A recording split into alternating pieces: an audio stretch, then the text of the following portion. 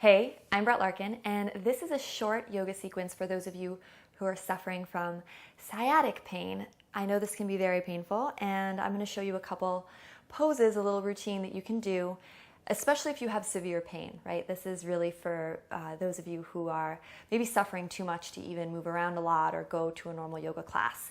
Now, you want to catch my other video on sciatic pain that I did with curejoy.com.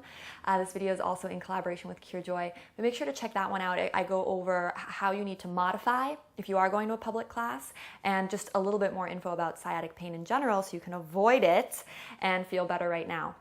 This video is the actual sequence, so let's get started.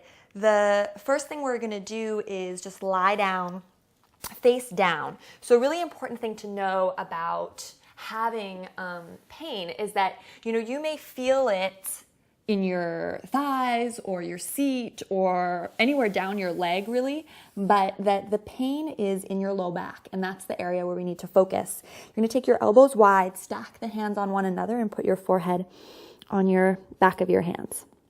So this is a great pose if you have sciatic pain. This actually is a pose. It's not just lying down upside down. It's a real pose.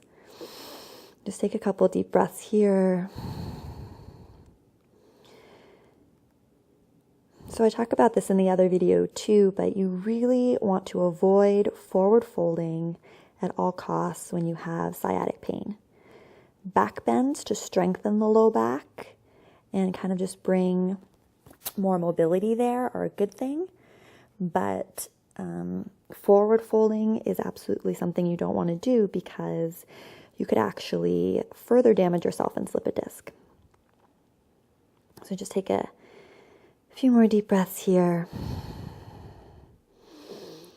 Okay, so for our first pose, you're just going to let your right hand be long, and you're going to kind of roll over onto your right side. So you're just lying down. You're just resting the head on the bicep. And place the left hand down. Now you're going to take the left knee and sneak it up by your chest. And then really, to the extent you can, see I'm kind of using my toes, try to get it up there. You want it as high as possible. And then from here, you're just going to rest. And you can have the hand on the knee or the thigh, or you can just place it down on the ground. And hopefully you're feeling a little bit of a stretch in the left side of your low back. And it may be really subtle, but if you have deep sciatic pain, you want to start subtle. So we're not looking for a big stretch here. We're just looking for a release. So a little self trick that I like to do here that you can play with if you want. Maybe you're feeling something here and this is enough for you. In which case I want you to just take a couple deep breaths. Another step is you can press your knee into the mat. So kind of press your knee down energetically, and then just relax as you let it recoil and let the low back fully release. So I like doing this because a lot of times we're tensing in the low back and we're not even realizing it. So you can try that again. Press the knee into the floor. And then as you stop pressing the knee into the floor, see if you can uncoil and relax into the pose a little bit more. As you can see, I kind of am, even here, I'm relaxing and I'm finding ways to move deeper. Good. So press the knee into the floor. And then just let the low back widen and release. So this is really subtle. We're not moving around a lot here. You're just kind of adjusting and getting deeper into the pose. Good. Take a few more deep breaths.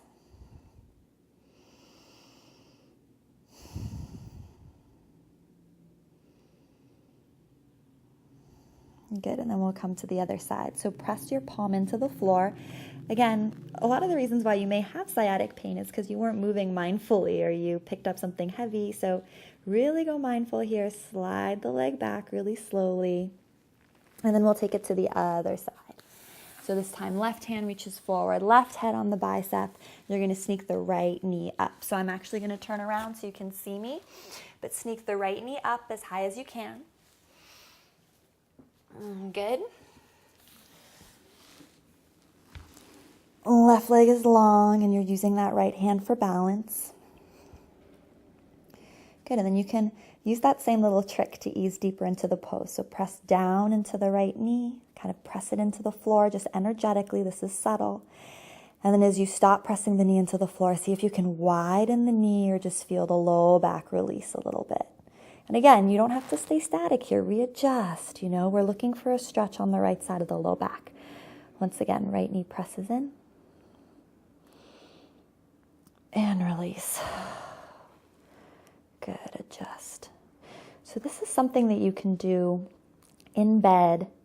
You can do this while watching TV if you set up your laptop in the right place. Being in this position is really healing. And again, pressing in with the knee and then exhaling and thinking of releasing and letting the low back widen and readjusting is great. So my biggest message to you with all these poses, but especially this one, is to really make it work for you, make it feel good for you by making lots of tiny adjustments. So don't just pull your knee up and hold, Start to wiggle around, move around, see what's going to feel best for you. Last big breath. Okay, let's go into our next pose. Again, we'll press down into the right hand. We'll gently, slowly glide that foot down. Good, and come back. And we're going to lie face down again. Come back to kind of our original position. And you can have the forehead on the hands. And you're just going to lift one leg. So I'm just pressing down into the floor. So my hips are pressing into the mat. I'm lifting the right leg. And I'm slowly lowering it back down. Good. I'm going to do the same thing with the left. And slowly lowering it back down. So you're going to alternate a few times. And this is just going to strengthen the low back. And make sure to draw your navel up and in as you do this. Really think of pressing your hip points on the floor. If you're kind of bony, you can always have a blanket underneath the hips here, or put a pillow to add a little extra padding. Good, just keep alternating and go slow. So no jerky fast movements here. That would be the absolute worst thing. You want to move really slowly. Good. Wherever you are, just do 2 more each side. Use your breath. Go mindful, be slow. Good. And if it feels okay, we'll take this a little deeper. So we'll come into Sphinx pose, shoulders over wrists. This is a really nice gentle back bend that is safe. If it doesn't feel right, come out of it. I'm just going to lean a little bit side to side. Good. And then if it feels good enough, you can actually clasp your hands. This is only if you want to take it deeper. You can clasp your hands behind your low back and come into a little cobra stretch here, or shalabhasana rather. And if this is too intense, then cobra, hands to the floor. Couple deep breaths here.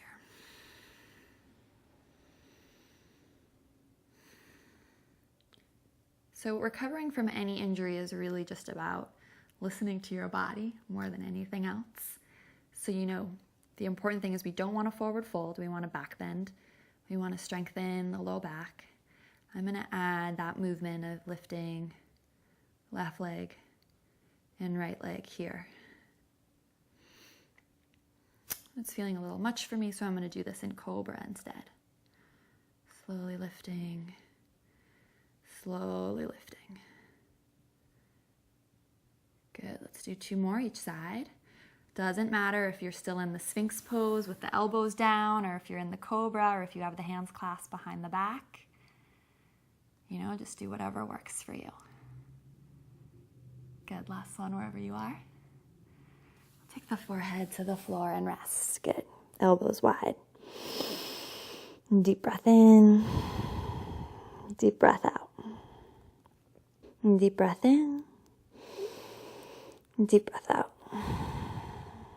Good. All right, so we're slowly going to press ourselves up, and we're going to come into all fours. So that's always the safest way to kind of transition. Come to all fours first.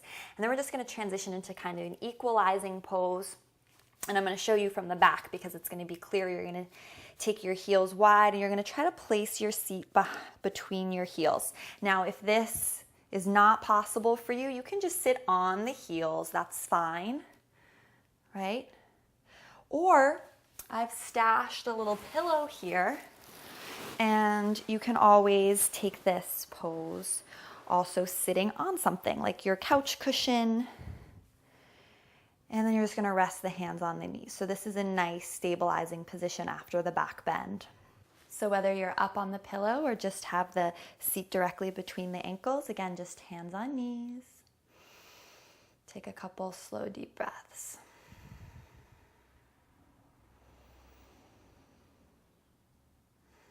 Feel your tailbone grounding down, your navel pulling up and in.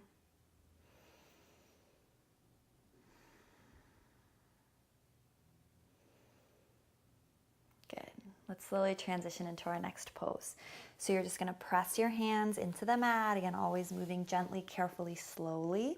We're going to come into Dandasana staff pose. So again, this is a great pose to sit up on a pillow, and you just want to have your sits bones on the front of the pillow or cushion and flex the feet.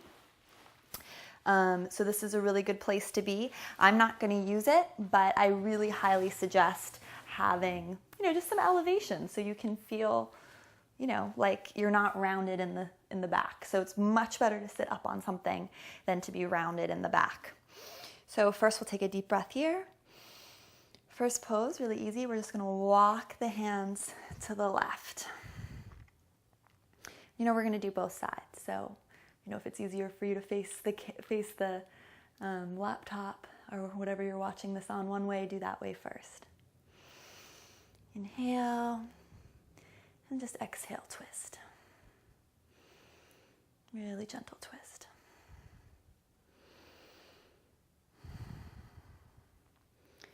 Just keep walking the hands around.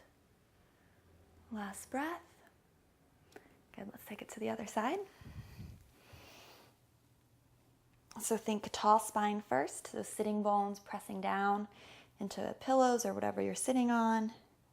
Think of the kind of stretch happening in the upper chest.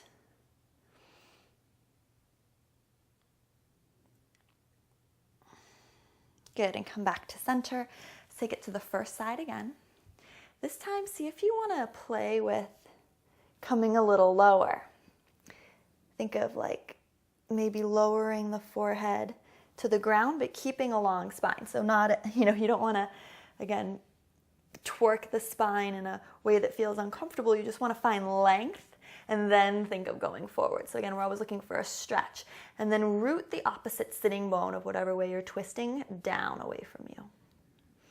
Good, let's do the little bit deeper to the other side. So first tall, up first, then twist. Maybe lower the hands a little bit more.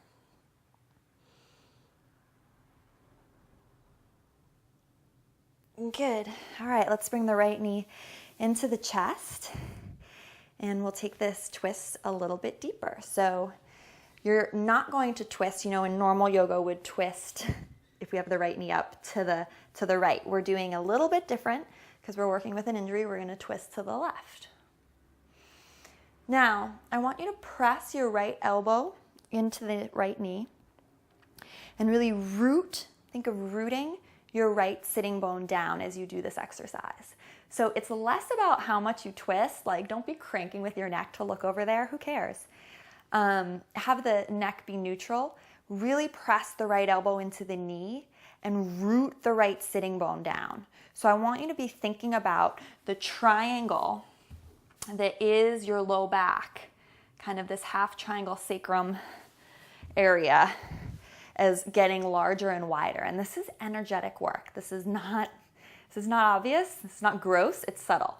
So pressing elbow, pressing down through the sole of the right foot, and then really think of rooting that right sit bone down. Should feel good.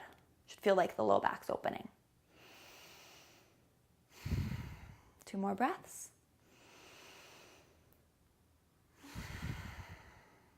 Good. Inhale.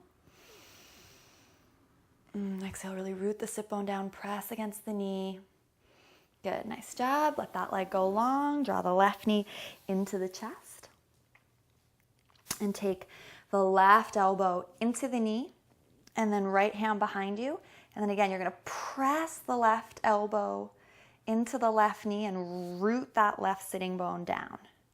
So again, it's less about the twist and more about the energetic dimensions of the sitting bone rooting down, the elbow pressing against the knee, so that we can feel this widening, hopefully, on the left side of the low back.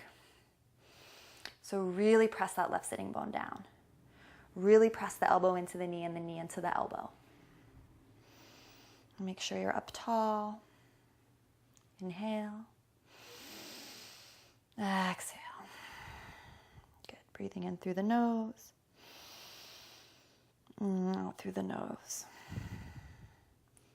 Good. Last time, breathe in through the nose. And out through the nose. Good. Slowly come back to center. Let the legs go long.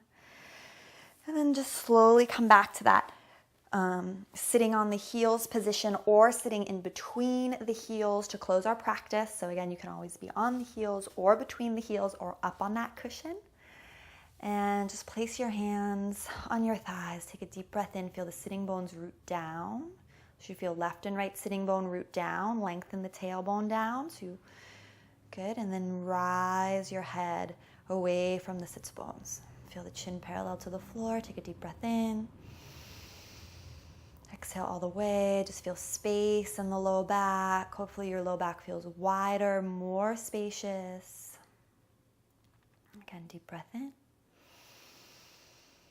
And exhale all the way. I hope your low back is feeling a little better. Get up, walk around, see if, the sciatic pain is a little less. Again, you may be feeling it in areas that aren't your low back, but the low back, if you have truly sciatic pain, is where this is all stemming from. Let me know what you thought of this video in the comments below. How are you feeling? I want to hear from you. And make sure to give this video a thumbs up if you liked it, if you want to see more stuff on sciatica. If you have questions, again, let me know in the comments, and subscribe to my channel if you haven't already for more free yoga and meditation. Here with me on YouTube, jump over to my website to get tons of free goodies like my free yoga for abs class. Abs help strengthen your low back, which is a good thing if you're struggling with some low back and sciatic issues. So as always, from my heart and my home to yours. Namaste.